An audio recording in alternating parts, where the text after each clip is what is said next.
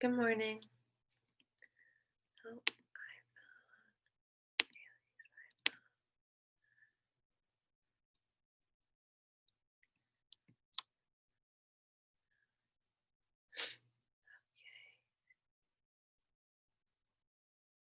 good morning, guys. We're gonna give everyone another minute or two.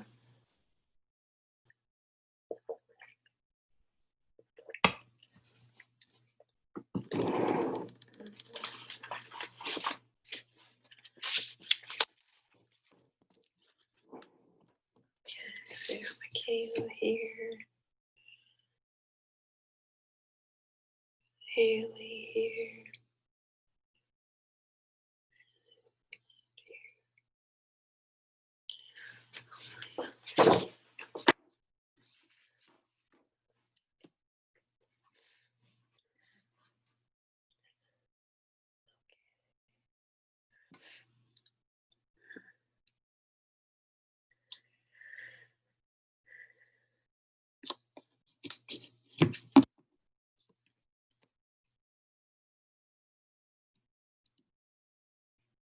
Okay, I'm gonna share my screen with you guys. Chrome here.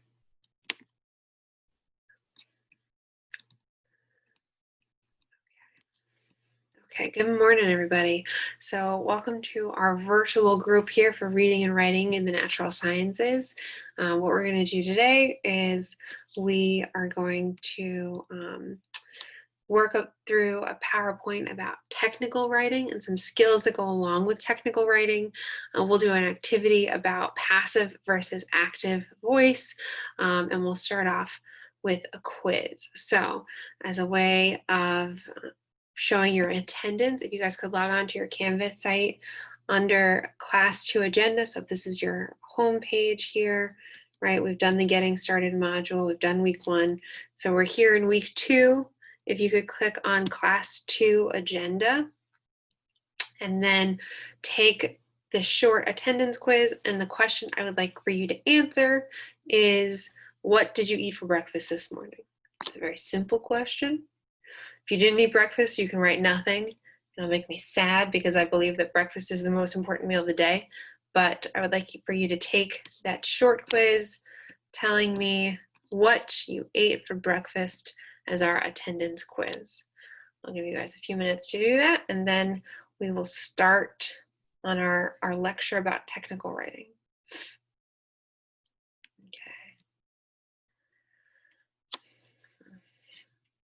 Okay. Okay, so let's get started here on our lecture about technical writing. So here we go. Okay, so our goals for this lecture are to produce technical papers that have the correct format and syntax. And then, oh, sorry, I've got someone waiting. Hold on. It doesn't, hold on 1 second. Let me stop sharing for a second. I apologize, guys. Okay. I can't do it from the stream. Okay. Good morning. Okay, I start right on time, guys. So when I'm like screen sharing, it doesn't let me let people in. So in the future, you won't be able to come in if you're late. Okay.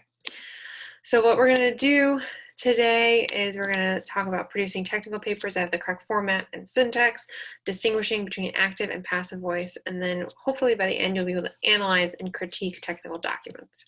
And we'll start with an opening writing activity for graphs. So this is a writing class. It's really important that you work on your writing. So let's first talk about graphs because they're an integral part of lab reports. Graphs are visual representations of data, and they should be well labeled, appropriate for the data, and make a point. When we say well labeled, we mean not just a title that's better than graph 1, graph 2. We mean something descriptive, a title that tells you what the graph is about. You need to have the axes be labeled as well. If it's some sort of measurement, it needs to have a unit on it, not just a word. And then graphs should be appropriate for the data. So you want to make sure the scale on the axes is correct and is something that gives information. And then the graph should make a point. There should be a reason why you're using and including that graph. So what I want you guys to do is look at this graph here, and I want you to write, and you're not going to be turning this in, so you can do this on a scrap piece of paper, a Word document.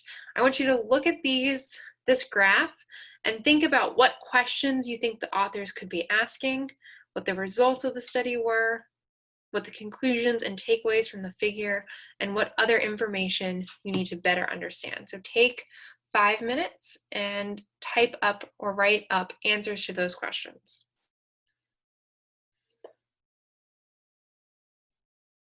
based on that graph.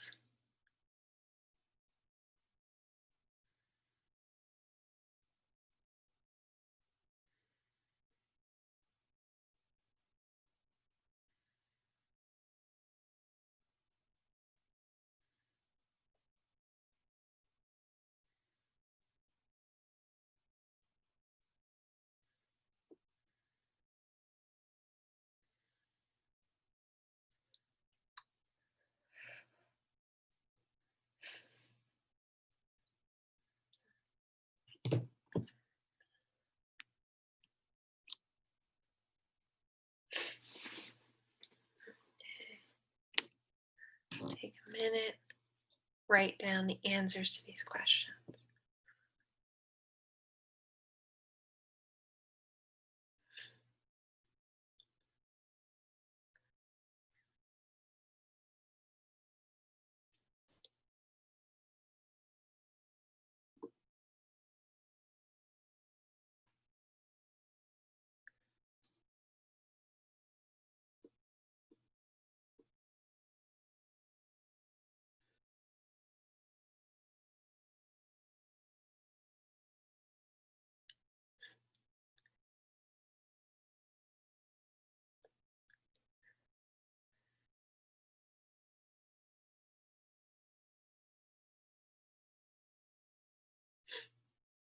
Okay, so let's look at this graph together.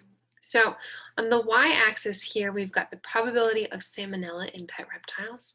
On the x-axis, we've got phylogenetic group, and it shows turtles, snakes, lizards, and total. So questions the author could be asking. Now, what I want you guys to do in class, I called on people. I'm not going to be that rude, but if one of you wants to type into the chat feature, or you could unmute yourself and answer questions 1 through 4. Okay, so you were just working on this for a minute. If you could put it into the chat or unmute yourself, what questions you think the author was asking, what were the results of their study, conclusions, what other information do you need? Okay. I will call on people if I have to. I did it in class. I don't want to, but I will.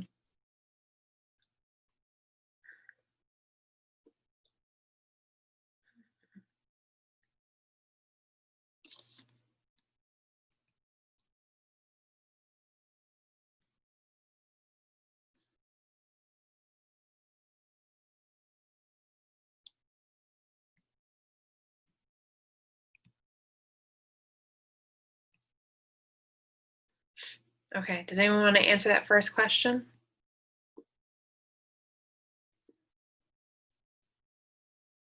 No.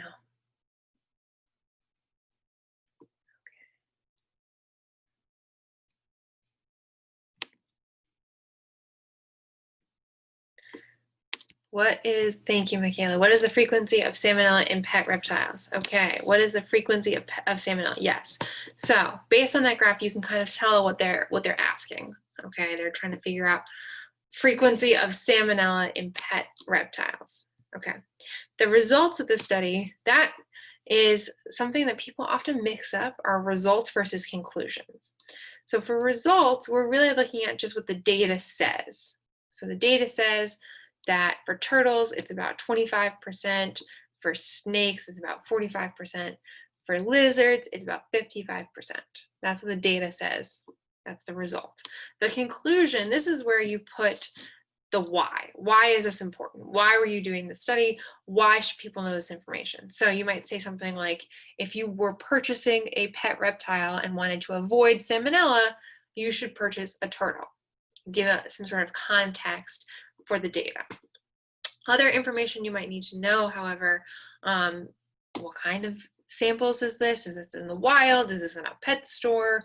How many animals were sampled? I'm guessing that's the number on top, but that's not exactly clear, right? So you want to be able to look at a graph and be able to get some information from it. Okay, let's talk about technical writing. Before we start, a note on formatting. For all future written out-of-class work for this class, it needs to be in 11 or 12 Times New Roman font or Arial font. It needs to be black ink, 1-inch margins all the way around, double-spaced, with the tables and figures on a separate sheet at the end, left-aligned, no title page. Okay, you don't have to memorize that. Just make sure you do it for all future assignments. Let's talk about good science writing. So most of the time when you think of science writing, you think dry, tedious, long, full of vocab that you don't understand. But that doesn't have to be the case. In good science writing, you're going to practice planning, clarity, brevity, simplicity, word choice, active voice, and writing as a process, which means that when you write something, you are not done with the process. You plan, you write, you revise. You go back and edit your plan, you go back and edit your writing, etc. And you're going to do this over and over and over again until you feel more comfortable writing. The first step for technical writing is you want to plan before you begin. You want to identify the audience and the expectations. Who is going to be reading this? And what is the point? What are your goals for doing this assignment? You want to understand the writing task at hand. If you've been given an assignment sheet, read through it very carefully. Make sure you understand what is being asked of you. You want to organize yourself, outlines, outlines, outlines. A lot of people, when they start to write, they just open up a document and start spewing words onto a page, and we don't want to do that here. You want to instead create an outline, and from your outline, then go to writing and move in that direction, okay? You want to review, revise, and edit. Clarity, you want to avoid jargon. So jargon is vocab that is specific to a particular place of work. It's very similar to slang. So it doesn't have to just be science jargon. You can have jargon wherever you work or whatever you do. Certain families have words that mean different things, right? Friend groups. And so jargon can kind of be anywhere. But when you're writing, jargon can be confusing if the person doesn't know the slang. So if we're using computer jargon, we could say a sentence like, for the first year, the links with SCPC and the HAC were not connected and all required OCS input data were not artificially loaded. Thus, Catch-22 and Merwin were not available. For someone who doesn't understand the ins and outs of computers, right, that might not make any sense.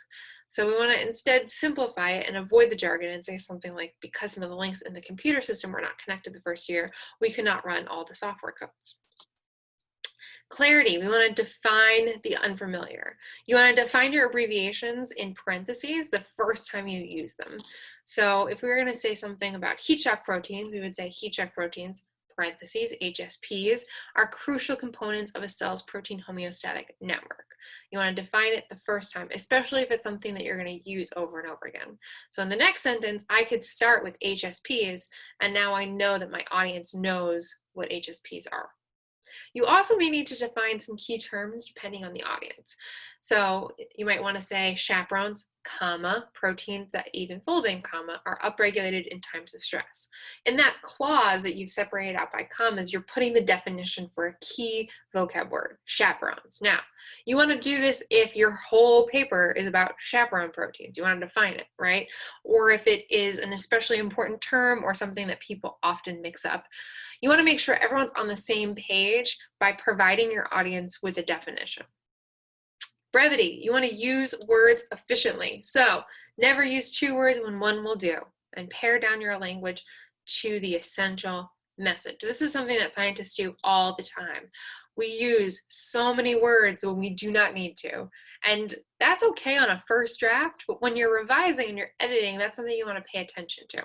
So you want to pare your language down to its essential message. So going from a sentence that says, the relationship between the nature of salt in the salt water to the quantity of fresh water in the Edgar Pond is often extremely important to everyone, including scientists, residents, environmentalists, and other local groups. That is a lot of words. We can instead just say, the fluctuating salinity in the Edgar Pond concerns many scientists, residents, and environmentalists. Much simpler. You want to put the important part first. So if you've got two main parts, you want to put what's most important to you in the first clause. So you have two clauses, one that say the Braves won the game, and the other says they made several errors in the first half. You want to say something like, despite making several errors in the first half, the Braves won the game. Or the Braves won the game despite making several errors in the first half. Those have slightly different meanings because of the clause that's put first. If you are a Braves fan and you want everyone to know that the big thing is they won, you're going to go with example 2. You're going to go with the Braves won the game despite making several errors in the first half. However, if you are not a Braves fan and you think the most important part is they really made a lot of errors, you're going to go with that first example. Okay. Simplicity. You want to use your details wisely. In science, you as the writer need to balance the details your audience needs with clarity and brevity. Sometimes details are important. So in the last slide, I told you pare down your words, but sometimes the details are really important. So let's think about who would be a good audience for these two examples. So in example 1, the average house in Pembroke has a radon level of 0.4 picocuries per liter versus the average house in Pembroke has a radon level of 0.4 picocuries per liter, which is considered low by EPA standards. Levels above 20 picocuries are considered high, and above 200 are dangerous. So in that second example, you want to know that if you're going to buy a house in Pembroke, right? You want to understand. Maybe you don't know the EPA standards off the top of your head. So sometimes details are important, and you got to pay attention to when your audience needs those details. Okay, this is a big pet peeve of mine. Word choice. Complexity does not make you sound smart.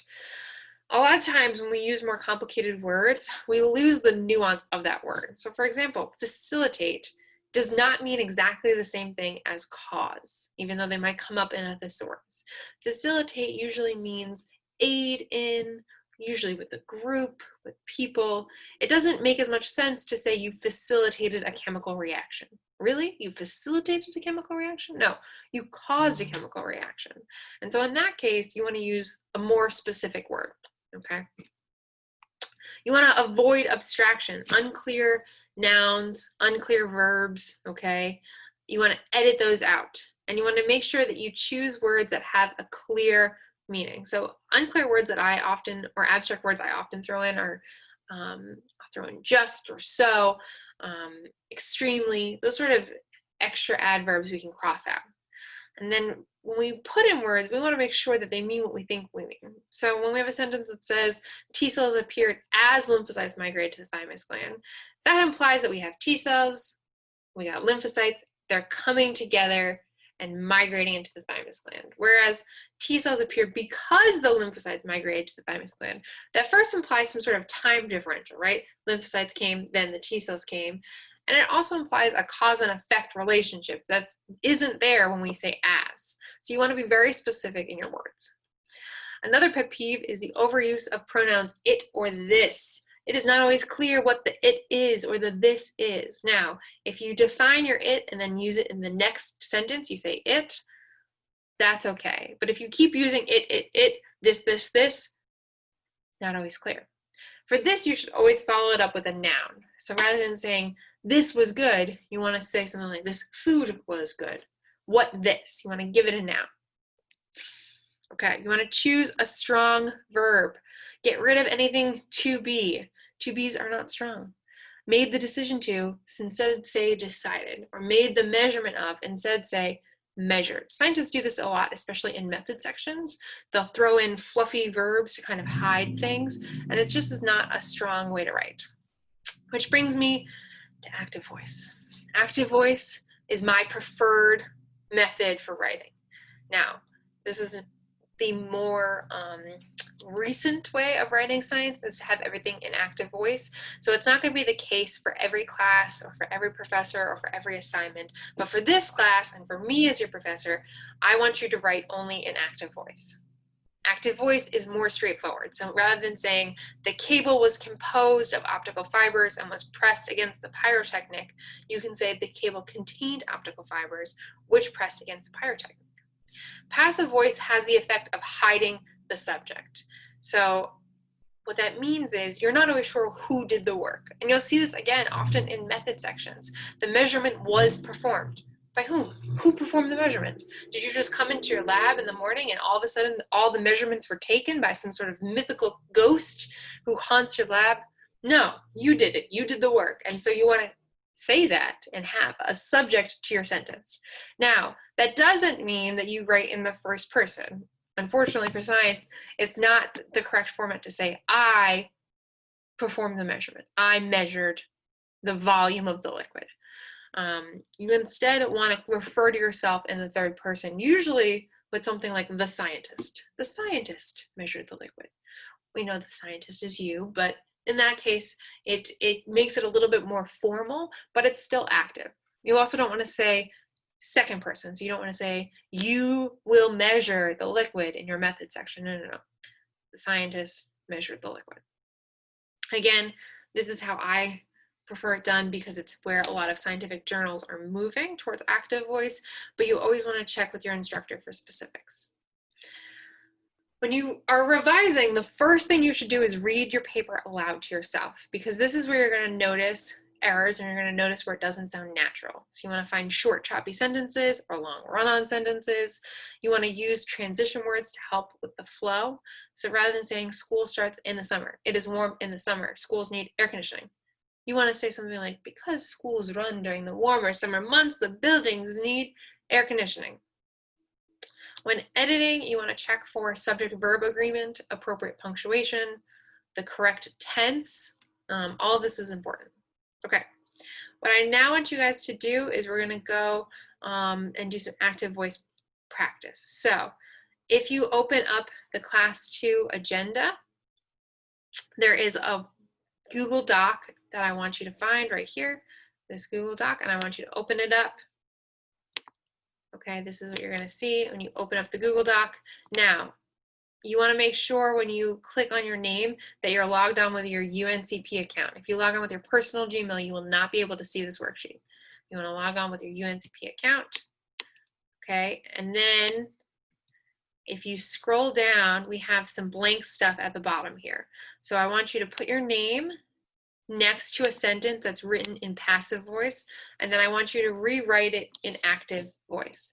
So find the sentence, put your name, rewrite it, and I'm going to give you guys 5 minutes to do that.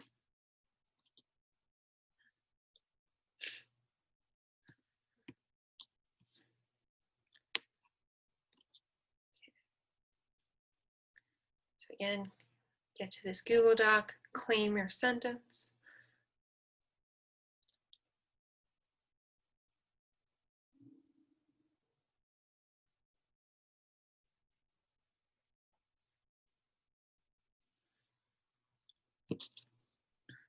How do you get to the Google Doc again? Because I'm trying to look for it. So if you go to the home page of the Canvas site, if you scroll down to week 2, class 2 agenda. Okay. This is the link. Okay, thank you. You're welcome.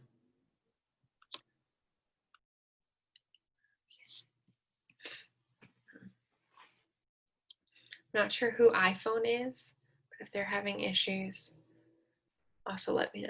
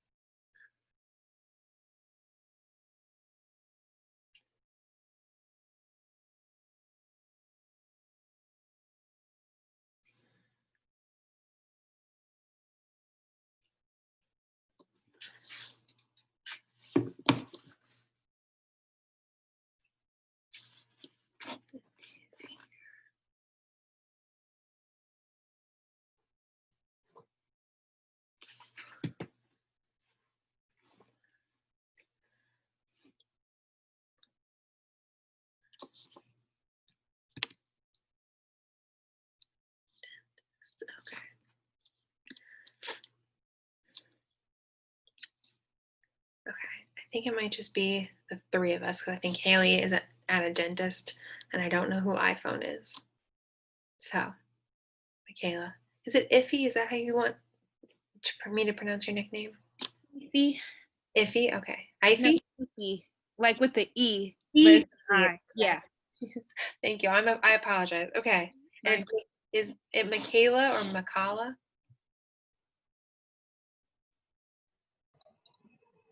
It's Michaela. Michaela. Okay.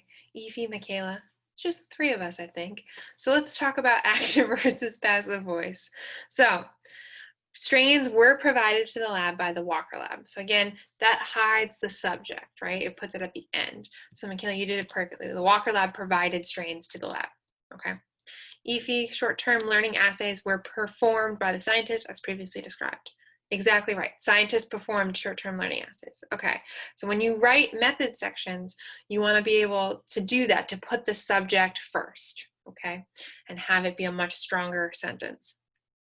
Do you guys have any questions about active or passive voice?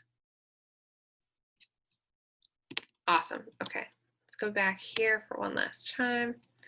Make sure I didn't miss anything. Okay.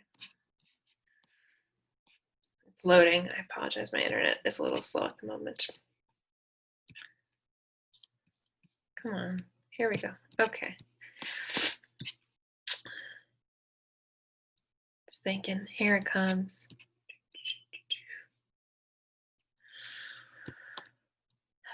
Okay.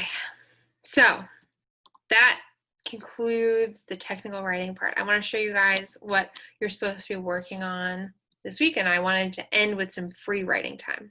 So what you're working on that's due Sunday is a reading assignment, and then you're going to watch this video about how to write a lab report, and you're going to use what you learned in that video to correct this lab report. So this is a sample lab report that I got from a colleague from a lab that she did about green light on mung bean leaves. And I want you to correct this. So I want you to use what you know about the correct format for lab reports to correct this lab, and you're going to submit a document with your corrected, made pretty lab report, okay? And then what I want you guys to spend, we're going to leave Zoom, but you're going to spend the next time working on, oh, if you haven't already done it, is you're going to write a protocol for like a method section. So what about something that you know how to do really well or you do frequently, and you want to make sure that it's in the right format. So that means active voice, third person, past tense, rather than saying the tomatoes were diced, right? Or I diced the tomatoes. You want to say third person, the cook, and then active voice, diced in past tense, diced past tense, diced the tomatoes for salsa, okay? I'm going to give you guys time to work on those different things now. And then keep in mind, you've got a quiz on Monday on technical writing and lab reports. Do you guys have any questions for me? Yeah, I have one. Yeah. I kind of already did the Yeah, I saw that. the method. I was gonna ask if I could like kind of redo it. Yeah. Okay. Submit another one and I'll just grade the most recent one. Okay, thank you. You're welcome. For next week, guys, as well, you can also turn on your video. It's probably going to be a small group of us, and so it's we can try to have a little bit of a community here for the Friday virtual group. Do you guys have any other questions? Currently, don't have a laptop No. in the document. Um, who is iPhone? iPhone, do you want to unmute yourself and tell me who you are? Okay. If you don't have any questions, you guys are free to go. There's like a lot of work that you have to get done. So best of luck for that. Okay. Lauren, stick around for a minute. Okay, thank you. Have a great day. You too. Bye, Evie. Okay. Lauren, hold on 1 second.